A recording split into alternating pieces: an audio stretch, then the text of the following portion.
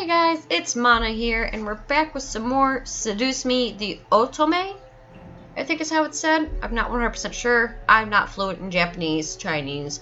I'm assuming this is Japanese, because that sounds right to me. We're just gonna jump right back in, alright? Thanks, Mom. However, my dad didn't speak the entire drive home. I wanted to talk to him, but after his moment at the funeral, I wasn't sure if that was a good idea. It's about time we took off those dreary black clothes. Gathering my courage, I decided then that it was time to talk. Dad, could I ask you something? Go ahead. Why do you want me to move into the estate so soon? I thought I made that rather clear. The college near your grandfather's house is well known for its business program. You are planning to major in business, yes?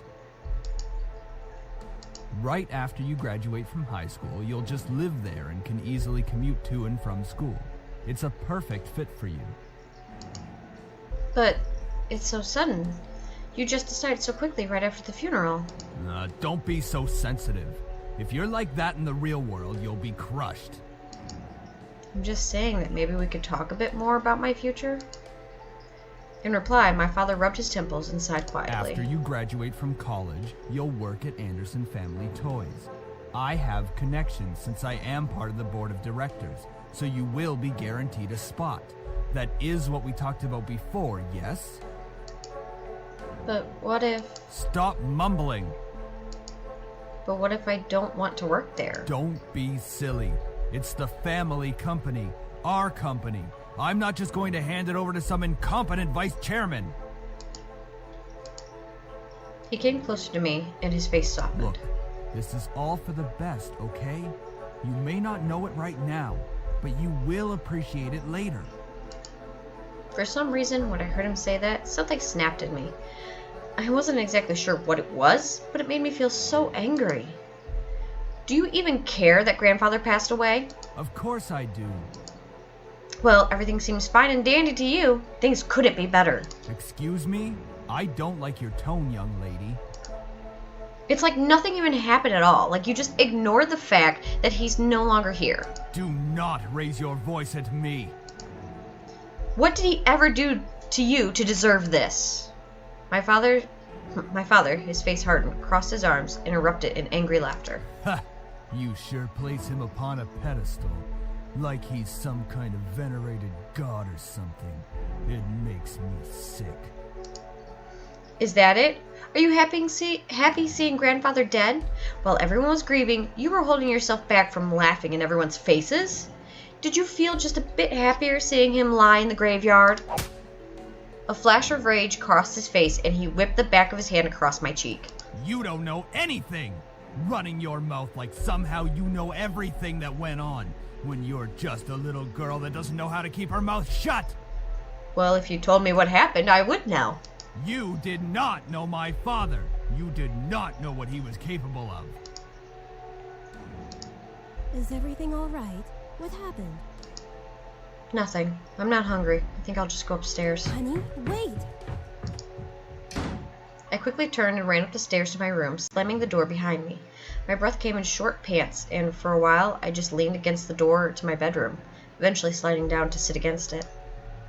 How did things become like this? My cheek still throbbed, and I tentatively stood up and looked at the mirror to see how it looked. Hopefully it doesn't bruise. What am I saying? Tears formed in the corners of my eyes, but I blinked them back rapidly. I couldn't cry for the second time today. I had to be stronger than that. Are you all right? Your father told me nothing happened, but you know your father. So, this has happened before? I'm fine. I just lost my appetite. The lasagna's done, though. And I don't want you skipping any meals. Are you sure? Yeah, don't worry about me, Mom. I'll come downstairs later to eat. You're not telling me the whole story. I just don't want to eat right now. Please, dear. Tell me what's going on. I wish you would tell me why you're being like this. I wanted to tell her, but part of me was screaming to tell her what Dad had done. At the same time, I knew she couldn't fix anything. Besides, I was moving out regardless. I remained silent, letting the event remain in the past. I'll leave your food on the table if you want to eat it later. Finally, my mom left me alone. It was strange to think that she was only a few inches away from me, only separated by a single wooden door. I really didn't know what to do. I needed to do something, anything, to get my mind off what just happened. Anything would be better than thinking any more about the pain still radiating from my cheek. I was going to move into my grandfather's house tomorrow. I should probably pack my stuff so I would be prepared for tomorrow. Yeah, that was a good idea. I should start packing. I opened the closet, rummaging around for a while before I finally found 2 large bags. Pulling them out onto the floor of my room, then I began to empty my drawers and cabinets so that I could bring all of my things with me. I didn't have much to bring other than just clothes and some toiletries. It was kind of bizarre that I didn't have many personal belongings. It wasn't like my luggage was completely devoid of them, but I certainly didn't have many things in my room that I would miss if I just suddenly left the house. I shook my head to rid myself of those thoughts. If it were going to be my new home, it would have to feel like it, one way or another. I was going to make it a home. Just as I was packing my things, my cell phone began ringing and vibrating in my pocket. I slid my phone out of my pocket and answered it while slowly easing myself onto the bed. Who could possibly be calling? Hey Anderson, you there? Is everything alright? We were worried about you, so we decided to call. Hello? I'm really glad you guys called. My voice managed to come out, though it was only a whisper. What happened? Are you okay? Well, I slowly began to tell them about the funeral that afternoon. A small silence followed when I was done recounting what had happened, and to my relief, Naomi finally spoke up. I can't begin to imagine how you must be feeling right now. I'm so sorry. Do you want us to come over right now? No, it's okay. My dad isn't in a good mood, so... Could we just keep talking on the phone like this? Of course! We'd stay on the phone until the crack of dawn. Right, Suzu? Yeah. We're always here to meet us. After all, we wouldn't be the awesome triple threat trio without you, right? Yeah. Triple threat trio? That sounds like the name of a gang. Yeah! I mean, we're all taking on the world together. We've got to sound somewhat scary, or else no one's going to take us seriously. What's with you and naming things? You've got to step up your game, Naomi. Falling behind these cool kids like Anderson. Hey! I'm a cool kid! If anything, I'd say you have to step up your game. We chatted cheerfully about all sorts of things. Very soon I had forgotten about the events of that day and was engaged in a conversation about Naomi's favorite TV show, some program called Herlock. I see what you did there. I see it. And I love it. We all agreed that the actor playing the...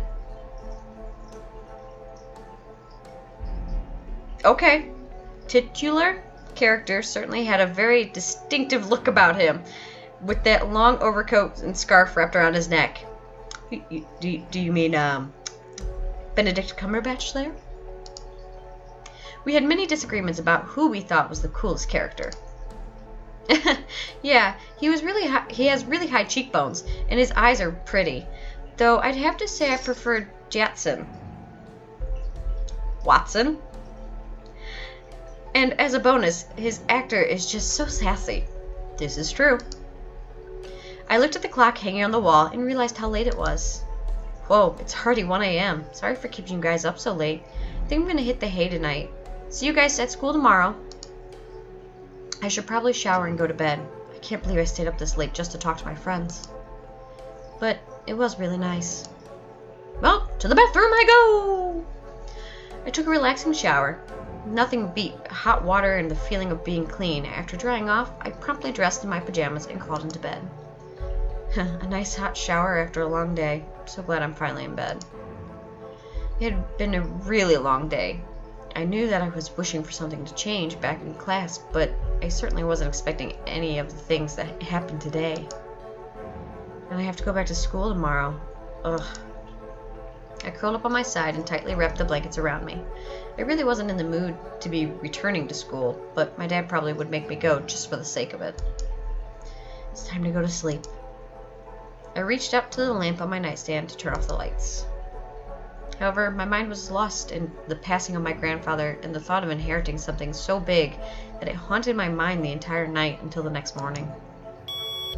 I shook my head to try and clear the sleepiness out to no avail. I really didn't get any sleep last night.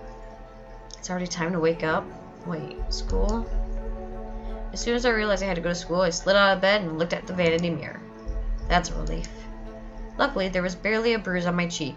You had to squint to actually see it. I doubted anyone would actually notice it unless they leaned in really close.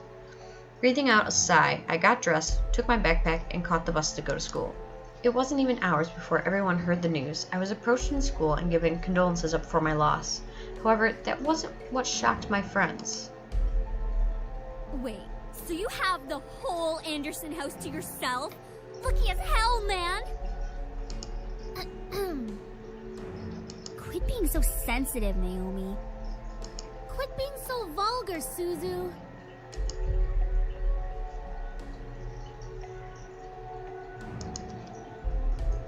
Of course you would side with her. See? At least she knows how to have fun. I know how to have fun. You don't need to be wild to have fun. Guys, I'm going there after school today because my parents want me to get used to living there. Seriously? It hasn't even been a day since you came back to school. I know, but my parents want me to try living there as soon as possible. Still, that's really fast. Are you going to be okay? Of course. But even in the comfort of my best friends, life seemed to keep testing me. Ow. Hey! Don't go around shoving people like that. Whoops. Oh god. Strike a nerve, Capini. She let out a small laugh as she twirled her hair around her finger. Lizette, one of the last people I wanted to see today. It's not me you should be apologizing to. Oh, Anderson. Hey, how's it going? I'm alright. Haven't you already heard, Lizette? Of what? Her grandfather's passing. Ah, well, I'm sorry about that. I don't really watch a lot of news. It doesn't really sound like you mean it. I do mean it. Earnestly. Why wouldn't I? Typical You want Capini. something. Isn't her family involved with the mafia or something? I wouldn't be surprised if she brought out the bat from behind her back right this moment. Okay. I had nearly forgotten the crowd that followed Lisette, which was mostly comprised of people that no one wanted to see on a typical school day. No one had the slightest idea why exactly they followed Lisette around persistently, but they labeled themselves as social equals with her. That is out of line. Suzu comes from an honest family. Says the one whose family profits from political scandals. Yeah, your dad doesn't make anything unless he's in the court with dirty politicians. Hey, let's all calm down for a second, alright? I'm sure Anderson needs some time to recuperate. I mean, what just happened? We need to give her some respect. Just stop. Stop acting like that already. Like you feel sorry for me. What are you talking about? I'm sure you're happy seeing me like this. You already have everything you've wanted, and now seeing me like this, life couldn't get any better. Bitterness seeped into me, and words started flying out of my mouth without a filter. But honestly, I didn't care. I was so consumed by anger that I only saw Lisette in front of me. What exactly am I to you? Just another part of your obstacle course? Is that what I am? I'm sick of it, Lisette. I'm sick of all these charades. I'm sick of you. Gasps rose from the crowd around her, and I was brought back to the school hallway. Even my friends beside me looked at me in surprise. One girl looked like she was going to speak up, but Lisette held her hand up to stop her. There was an emotion in her face that I couldn't quite make out, but I could see a form of pity in her eyes. No, don't you dare pity me. I looked away from her. I didn't want to see the emotion in her eyes when she was talking to me. She didn't have the right to look at me that way. I'm sorry. I know your grandfather passing away must have really taken a toll on your emotions. She stepped towards me and put her hand on my shoulder, giving me a tiny smile, as if for old time's sake. But for some reason, I didn't feel comforted at all. Not that I was just angry at her, but the expression on her face when she leaned in close to me contorted into something complex. Something was different about her. I couldn't quite place my finger on it, but something about her had definitely changed. Well, I'll be going for now. Track meet responsibilities and all of that stuff. See you later. Alright, I'm going to have to end it there because I am out of time for today. I will see you guys later. I'm logging off now, and remember to do something nice for a stranger today. You may just save a life. Bye!